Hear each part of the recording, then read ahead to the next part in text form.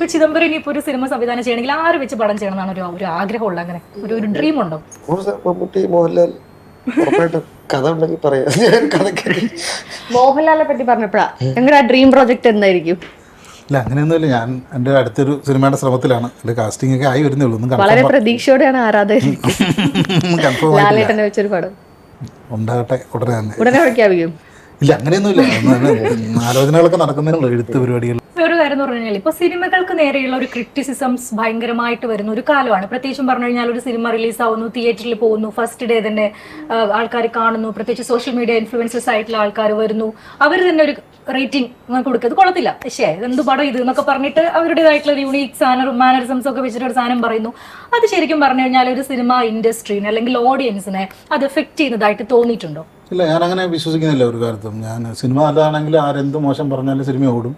ഒരു സിനിമ മോശം പടമാണെങ്കിൽ ആരൊക്കെ എത്ര പൊക്കി പറഞ്ഞാലും ആരൊക്കെ പറഞ്ഞാലും സിനിമ ഓടത്തുമില്ല.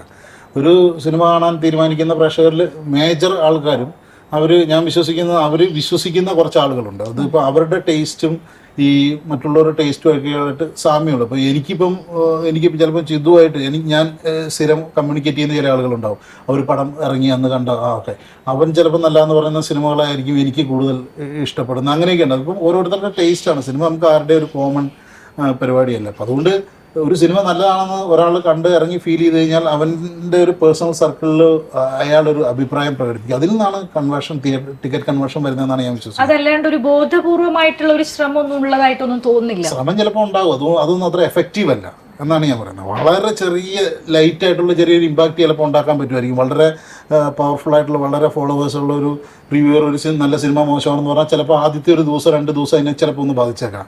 അല്ലെങ്കിൽ വളരെ ഇങ്ങനെ ഫോളോവേഴ്സുള്ള ഒരു മോശം പടം നല്ല എന്ന് പറഞ്ഞാൽ ചിലപ്പോൾ ഒരു ദിവസം ചിലപ്പോൾ കുറച്ച് പേര് ഒന്ന് കണ്ടേക്കാം. പക്ഷേ അതിൽ കൂടുതൽ അതിനെ കൺട്രോൾ ചെയ്യാനൊന്നും പറ്റത്തില്ല. അങ്ങനെ നമ്മൾ സ്ഥിരമായിട്ട് റിവ്യൂവർ മോശം തെറ്റായിട്ടുള്ള റിവ്യൂ പറഞ്ഞുകൊണ്ടിരുന്നു കഴിഞ്ഞാൽ അയാളെ ആൾക്കാർ കാണാണ്ടാകും.